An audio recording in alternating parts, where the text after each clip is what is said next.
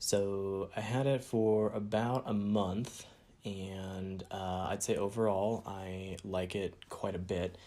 So you can see this back here is really interesting. It has this, I don't know, custom made elastomer, I think is what they call it. It's pretty neat. This one has the built-in lumbar support, which I would say you could get the version without that. It didn't seem to do much for me. This part here, it looks like it might not be very rigid, but it actually is pretty strong, so I have no concerns about that.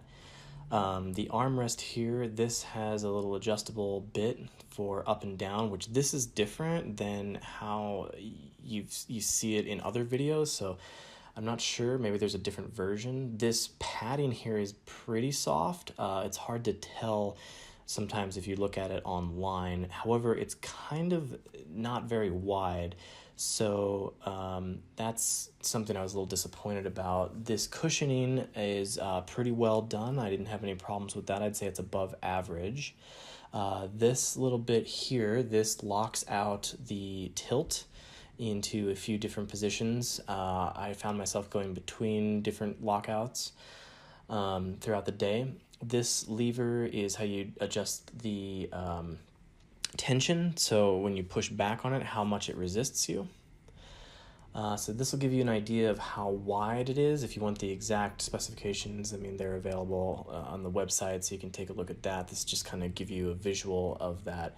I found it to be a little bit smaller than what I expected, so keep that in mind.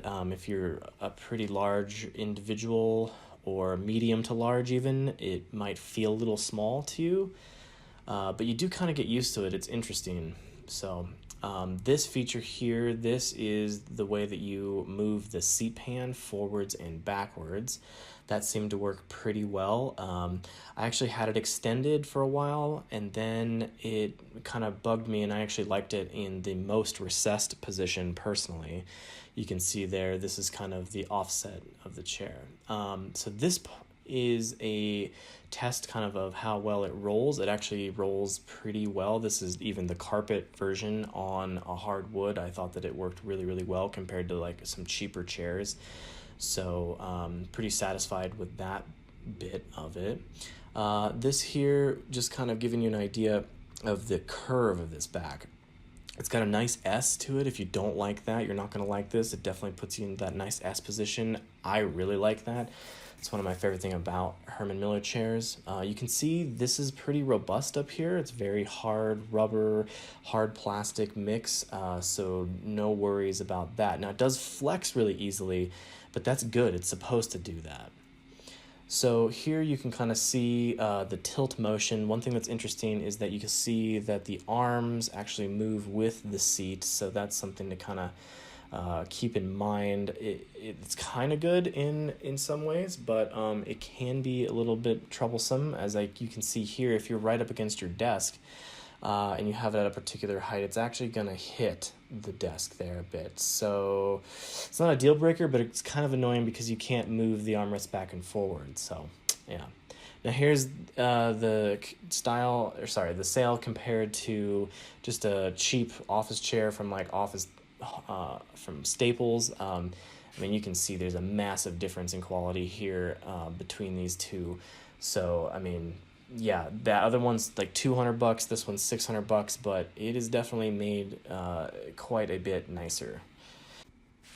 Also wanted to mention that there is one version of this chair that has different arms, and I did not get to try that, so that one might resolve my issue with it hitting the desk. So disclaimer there, that is an upgrade from the one that I have.